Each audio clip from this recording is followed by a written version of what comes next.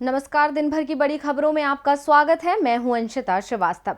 इस बुलेटिन में बात होगी पेगासस पर सरकार की बढ़ती मुश्किलों की, महंगाई पर राहुल गांधी के केंद्र पर तंज की, जानेंगे आरक्षण के मुद्दे पर विपक्ष के निशाने पर क्यों आई सरकार, सीबीएसई परीक्षा का क्या रहा परिणाम, बात करेंगे जेडीयू में क्यों चल रही है अध्यक्ष बदलने की तैयारी, राजस्थान में कांग्रेस के लिए डिनर पॉलिटिक्स क्यों हुई जरूरी, और बुलेटिन के आखिर में बात ओलंपिक में आज भारत के प्रदर्शन की। लेकिन तमाम बड़ी खबरों से पहले एक नजर सुर्खियों पर।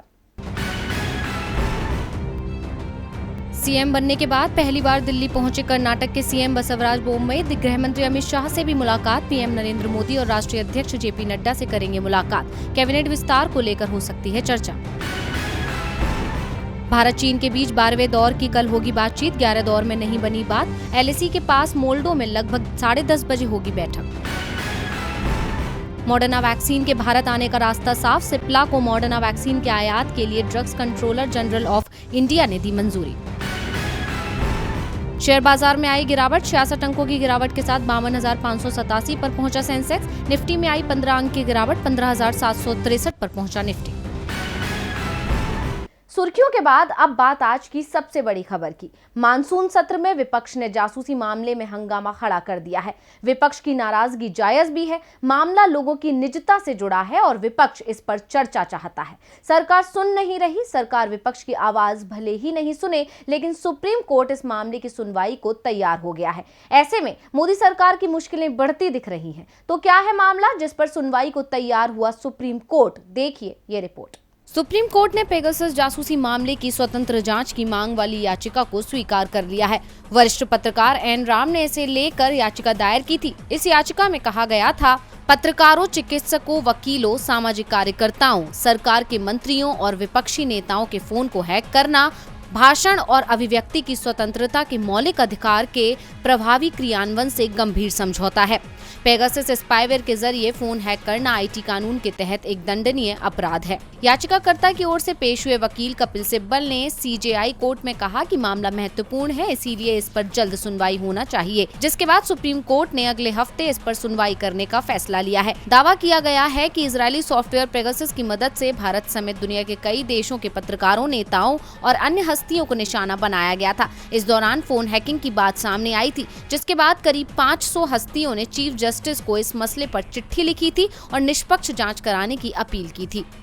जासूसी सिर्फ सरकार के विरोधियों की ही नहीं हुई, बल्कि सहयोगियों की भी कराई गई है। सरकार के लिए सभी बराबर हैं, लेकिन महंगाई का मामला अलग है। महंगाई का असर गरीबों पर ज्यादा दिखाई दे रहा है और इस महंगाई के पीछे सबसे बड़ा कारण है सरकार की टैक्स नीति। सरकार की इसी टैक्स नीति पर कांग्रेस सांसद राहुल गांधी ने सवाल उठाए हैं। तो क्या कहा है राहुल गांधी ने? देखिए रिपोर्ट।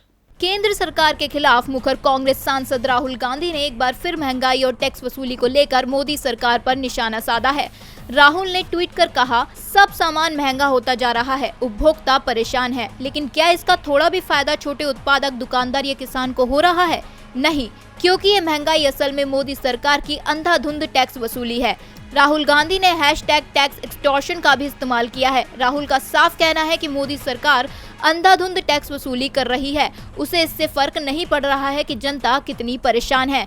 महंगाई लगातार बढ़ती जा रही है। इससे पहले भी राहुल कभी टैक्स वसूली, कभी कोरोना तो कभी पेट्रोल डीजल को लेकर सरकार को घेरते नजर आए हैं।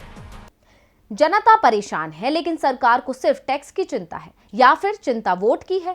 5 राज्यों का विधानसभा चुनाव नजदीक आया तो मोदी सरकार को ओबीसी के लोग याद आ गए और सरकार ने मेडिकल में 27% आरक्षण ओबीसी छात्रों को देने का फैसला कर लिया।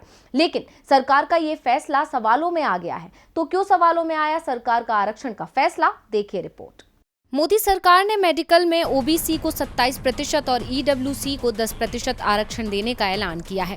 मोदी सरकार के इस फैसले के बाद से राजनीतिक सरगर्मियां तेज हो गई हैं। चिकित्सा शिक्षा में आरक्षण बढ़ाने के फैसले को लेकर विपक्ष ने सरकार पर सवाल उठाए हैं।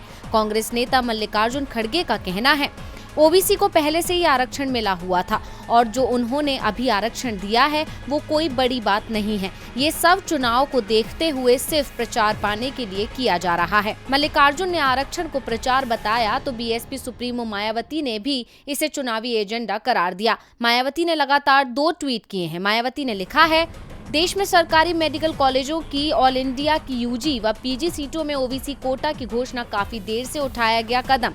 केंद्र सरकार अगर यह फैसला पहले ही समय से ले लेती तो इनको अब तक काफी लाभ हो चुका होता, किंतु अब लोगों को यह चुनावी राजनीतिक स्वार्थ हेतु लिया गया फैसला लगता है। बीएसपी तो बहुत पहले से ही इसकी मांग कर रही थी। विपक्ष ने मोदी सरकार के फैसले को पूरी तरह से चुनावी फैसला बताया, तो वहीं बीजेपी से नाराज लोजपा सांसद चिराग पासवान ने आरक्षण के फैसले का स्वागत किया है। आरक्षण को लेकर विपक्ष सरकार को राहत देने को तैयार नहीं है, लेकिन आज छात्रों को जरूर बड़ी राहत मिली है। कोरोना के कारण स्कूल पूरे साल बंद रहे, परीक्षाएं भी नहीं हुई। ऐसे में छात्र परिणाम को लेकर चिंतित थे और आज सीबीएसई की ओर से 12वीं बोर्ड के परीक्षा परिणाम भी जारी कर दिए गए हैं। तो कैसा रहा परीक्षा परिणाम, देखिए रिपोर्ट। छात्रों के लंबे इंतजार के बाद आखिरकार आज 12वीं बोर्ड परीक्षाओं का रिजल्ट आ ही गया। बता दें कि इस बार 99.37% बच्चे पास हुए हैं, जिसमें लड़कियों का प्रतिशत 99.67% और लड़कों का 99.13% रहा है। इसके अलावा 6149 छात्रों को कंपार्टमेंट परीक्षा देनी होगी। ये परीक्षाएं सितंबर में होंगी। केवल 0.47% छात्रों को कंपार्टमेंट ब्रैकेट में रखा गया है। बता दें कि कुल 1,50,152 छात्रों ने 90% से ज्यादा अंक प्राप्त किए हैं। इनमें से 70,004 छात्रों ने 95% से ज्यादा अंक हासिल किए हैं। 90% अंकों की संख्या पिछले वर्ष की तरह ही है, लेकिन 95 से 100% वर्ग में छात्रों की संख्या लगभग दोगुनी है। सीबीएसई ने 11.51% छात्रों ने 90% और उससे ज्यादा अंक हासिल किए हैं। वहीं 5.37% छात्रों ने 95% से ज्यादा अंक प्राप्त किए। कक्षा 12वीं का परिणाम आने के बाद अब अटकलें लगाई जा रही हैं कि कक्षा 10वीं का परिणाम 1 अगस्त को जारी हो सकता है। बता दें कि कोरोना महामारी के चलते केंद्र ने बोर्ड परीक्षाओं को रद्द करने का फैसला लिया था, जिस कारण से छात्रों और उनके अभिभावकों को ये डर सता रहा था कि कहीं ये पूरी साल खराब ना हो जाए। लेकिन सभी ने राहत की सांस ली जब परिणाम घोषित किए जाने की जानकारी दी गई। लेकिन उसके बाद परिणाम में हो रही देरी ने चिंता बढ़ा दी। उसके बाद आज रिजल्ट आ गया है और अब उम्मीद है कि जल्द ही 10वीं बोर्ड का भी रिजल्ट आ जाएगा। परिणाम आने के बाद प्रधानमंत्री मोदी ने पास हुए छात्रों को बधाई भी दी।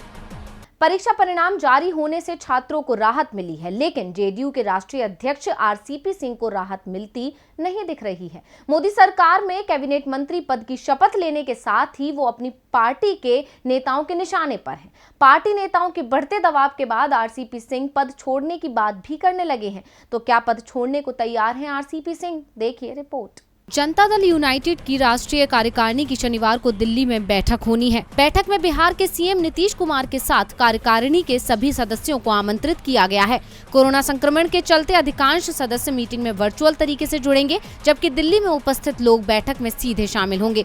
संभावना जताई जा रही है कि सीएम नीतीश कुमार बैठक में शामिल होने के लिए आज रात को दिल्ली पहुंच जाएंगे। मोदी मंत्रिमंडल विस्तार के बाद जेडीयू कार्यकारिणी की पहली बार बैठक बुलाई गई है। जेडीयू के राष्ट्रीय अध्यक्ष आरसीपी सिंह को भी मोदी कैबिनेट में जगह दी गई है, लेकिन जेडीयू में इसे लेकर नाराजगी दिखाई दे रही है। पार्टी के नेता इस बात से नाराज हैं कि एनडीए में बीजेपी के बाद सबसे बड़ा घटक दल होने के बावजूद जेडीयू को मंत्रिमंडल में सिर्फ 1 सीट दी गई है, जबकि नीतीश कुमार 1 सीट का ऑफर पहले भी अस्वीकार कर चुके थे। इसके बाद से ही ये कयास लगाए जा रहे हैं कि पार्टी नेताओं की नाराजगी को देखते हुए आरसीपी सिंह से अध्यक्ष पद से इस्तीफा मांगा जा सकता है। आरसीपी सिंह को भी इसका एहसास हो चुका है, इसीलिए वो साफ कर चुके हैं कि यदि उनके इस्तीफे के लिए कहा जाएगा तो वो अपना इस्तीफा देने को तैयार हैं। और अब दावा किया जा रहा है कि आरसीपी सिंह पार्टी कार्यकारिणी की बैठक में अपने इस्तीफे का ऐलान कर सकते हैं। आरसीपी सिंह की जगह नए अध्यक्ष के चुनाव को लेकर भी पार्टी में अभी से चर्चाएं भी शुरू हो गई हैं। उपेंद्र कुशवाहा और ललन सिंह के नाम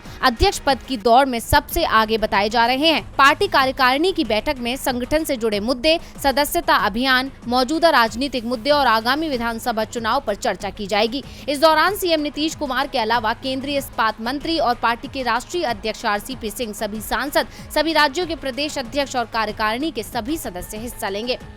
आरसीपी सिंह के कैबिनेट मंत्री बनने के बाद से ही वो मुश्किल में फंसे दिख रहे हैं।